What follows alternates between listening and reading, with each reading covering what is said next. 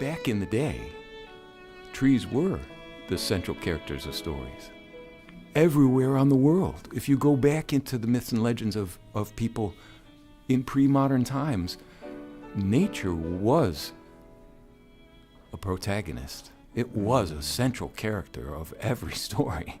I think if you asked a developmental, an evolutionary behaviorist, for instance, they would say, our brains are shaped to be in love with ourselves, right? What we needed most, adaptively, at our point in evolution, was to understand and keep track of these other animals in our tribes, right? So we are very, very good at understanding things that look like us, are about our size, move at about our speed, right?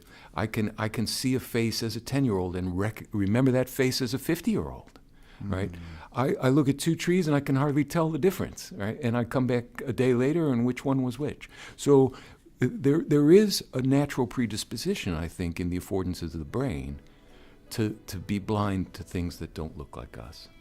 But that's the miracle of awareness, and that's the miracle of human intelligence.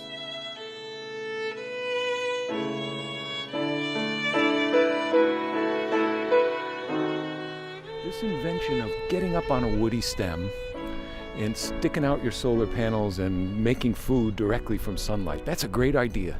And it's such a great idea that life comes up with it a lot of times, right?